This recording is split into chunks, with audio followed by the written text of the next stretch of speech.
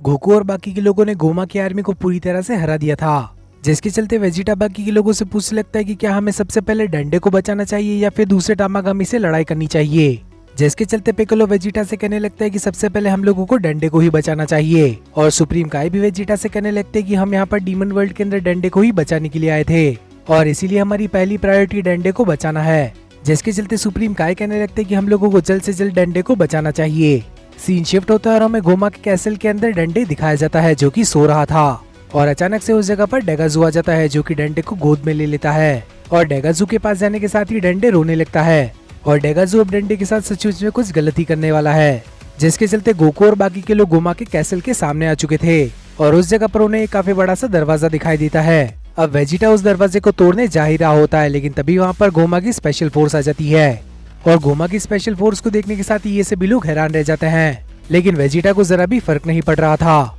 जिसके चलते special force का एक आदमी वेजिटा से पूछने लगता है कि क्या तुम हम लोगों को नहीं जानते, लेकिन वेजिटा उसका कोई जवाब ही नहीं देता। और तभी पीछे से पिक्कोलो और गोकू वेजिटा से कहने लगते हैं कि तुम्हारी मर्जी पड़े तुम वो चीज कर सकते हो। जिसके चलते वेजिटा उन लोगों से लड़ने के लिए अकेला चला जाता है, और वहाँ पर पहुँचने के साथ ही उस स्पेशल फोर्स का एक आदमी वेजिटा की हाइट का मजाक बनाने लगता है। वो हंसते हुए कहने लगता है कि आखिर तुम इतनी छोटी सी हाइट के साथ मेरा मुकाबला करोगे कैसे बच्चे। लेकिन सबसे बड़ा शौक तो उसे तब लगता है जब वेजिटा उसके अटैक को डॉज कर लेता है, और वो अटैक फिर से घूमकर वेजिटा को लगने ही वाला था, लेकिन तभी वेजिटा वहाँ से हट जाता है और स्पेशल फोर्स के मेंबर का किया हुआ अटैक उससे फिर से आकर लग जाता है। और वेजिटा को ऐसा करते देख पूरी की पूरी स्पेशल फोर्स ही काफी ज्यादा हैरान हो जाती है, लेकिन फिर भी इन लोगों के अंदर इतनी ज्यादा अकल नहीं थी कि ये यहीं पर रुक जाए, जिस वजह से ये लोग वेजिटा के ऊपर काफी सारे और भी अटैक्स करने लगते हैं। लेकिन वेजिटा उन सभी अटैक्स को डॉज करने के साथ ही उस मेंबर को नीचे गिरा देता है, और तभी उस आर्मी का तीसरा मेंबर वेजिटा के ऊपर अटैक कर देता है, लेकिन वेजिटा सिर्फ अपनी एनर्जी बॉल की मदद से उसे खत्म कर देता है। और अब वेजिटा के सामने सिर्फ 2 लोग बाकी थे,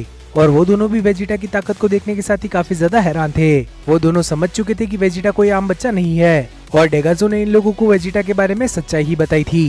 जिसके चलते कैप्टन और उसका साथी भी इस फाइट के अंदर उतर जाते हैं। लेकिन वेजिटा के सामने कैप्टन का साथी भी कुछ नहीं कर पाता, और तभी कैप्टन एनर्जी बॉल बनाने के साथ ही वेजिटा के ऊपर अटैक कर देता है। लेकिन कैप्टन की इस अटैक की वजह से वेजिटा को एक खरोच भी नहीं लगती, और ये चीज देखने के साथ ही कैप्टन एक और बड़ी एनर्जी बॉल बनाता है, लेकिन तभी कैप्टन का साथी ही उसे गलती से हिट कर देता है, जिस वजह से कैप्टन की एनर्जी बॉल उसी जगह पर फट जाती है। और वैसे भी अगर ये अटैक वेजिटा को लग भी जाता तो ये वेजिटा का बाल भी बाका नहीं कर पाते, जिसके चलते वेजिटा इन लोगों की धुलाई करने के साथ ही इन लोगों को रस्सी से बांध देता है, और अपने एक ही अटैक के सहारे वो कैसल का दरवाजा भी तोड़ देता है। और अंदर जाते समय स्पेशल फोर्स के लोग गोकू को एक चिप्स का पैकेट पकड़ा देते हैं, और गोकू भी खुशी खुशी उस चिप्स के पैकेट को ले लेता है, जिसके चलते अब ये सभी लोग कैसल के अंदर पहुंच जाते हैं। और कैसल के अंदर इन लोगों के पहुंचने के साथ ही काफी ज्यादा डर का माहौल था, जिसके चलते हमें फिर से वही लड़की दिखाई जाती है जो कि डेगाजू को ढूंढ रही थी, और उसने वो बेल्ट भी डेगाजू से पैसे के लिए चुराई थी। वो लड़की वहाँ पर मौजूद सभी सोल्जर से पूछने लगती है कि आखिर डेगाजू किस जगह पर मौजूद है, लेकिन वो सभी लोग तो इन लोगों से लड़ाई करने के अंदर बिजी थे, जिस वजह से वो उसका जवाब नहीं दे पाते।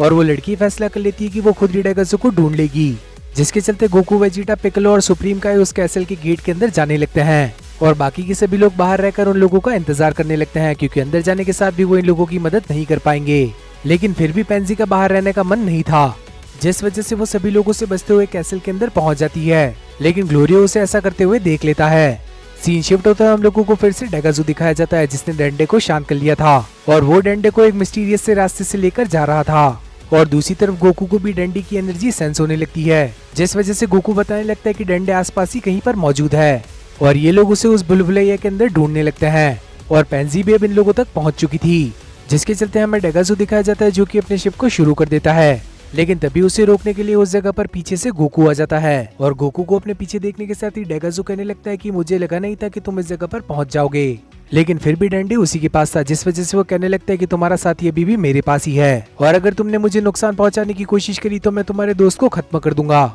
जिसके चलते सुप्रीम काई कहने लगते हैं कि आखिर तुम्हें ऐसी बेवकूफों वाली हरकतें करने के साथ ही क्या मिल जाएगा, जिसके चलते डेगाजू सुप्रीम काई से कहने लगता है कि मैं डीमन वर्ल्ड का किंग बनना चाहता हूँ, और ये चीज हम लोगों को पिछले एपिसोड से ही लग रही थी। और तभी हम लोगों को पेंजी दिखाई जाती है जो कि छुपकर इन लोगों की बातें सुन रही थी, और वो इसी इंतजार में थी कि कब वो डेगाजू से डंडे को बचा ले। और ये चीज स्क्रीन पर देखने के साथ ही डेगाजू को भी काफी ज्यादा गुस्सा आने लगता है, क्योंकि उसे यकीन नहीं हो रहा था कि आखिर डेगाजू ने उसे धोखा कैसे दे दिया।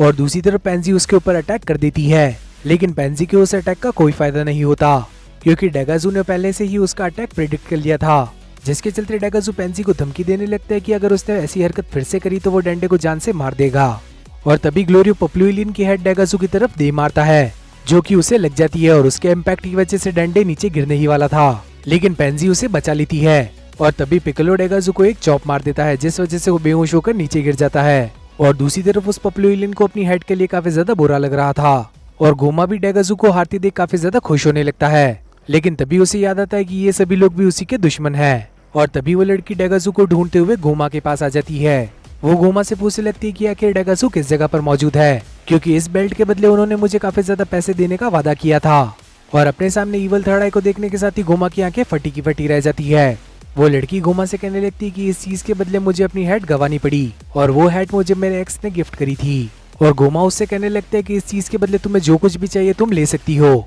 क्योंकि मुझे जो चाहिए था वो चीज मुझे मिल चुकी है। और दूसरी तरफ ये लोग बात करने लगते हैं कि अब डंडे पूरी तरह से सेफ हो चुका है, जिस वजह से वेजिटा कहने लगता है कि अब हम लोग तामागामी से लड़ाई करने जा सकते हैं और ड्रैगन बॉल से विश करने पर हम लोग हमारी ओरिजिनल बॉडी के अंदर भी आ पाएंगे। जिसके चलते अब गोकू और वेजिटा दोनों ही एक दूसरे से लड़ाई करना शुरू कर देते हैं, क्योंकि अब इन लोगों को फैसला करना था कि आखिर तामागामी से कौन लड़ाई करेगा। लेकिन इस बार लड़ाई करने की बारी गोकू की थी, जिस वजह से वेजिटा भी ज्यादा बहस नहीं करता। और तामागामी के पास जाने के साथ ही इन लोगों को मालूम चलता है कि ड्रैगन बॉल तो उसके पास थी ही नहीं। और ये चीज जानने के साथ ही सभी लोग काफी ज्यादा हैरान हो जाते हैं। और यहाँ तक इस बार नेवा को भी यकीन नहीं हो रहा था कि आखिर ये चीज कैसे हो गई। और तभी उस जगह पर डॉक्टर अरिंसु आ जाती है और वो इन सभी लोगों से कहने लगती है कि ड्रैगन बॉल हम लोगों के पास है। और दूसरी तरफ गोमा उस इवल थर्ड आई को निकालने की पूरी कोशिश कर रहा था, लेकिन फिर भी उसे बाहर निकालने में गोमा को काफी ज्यादा परेशानी हो रही थी। लेकिन फिर भी काफी मेहनत मशक्कत के बाद वो उस इवल थर्ड आई को वहाँ से निकाल ही लेता है, जिसके चलते वो उस लड़की से कहने लगता है कि क्या तुम इसे मेरे सर पर लगा दोगी।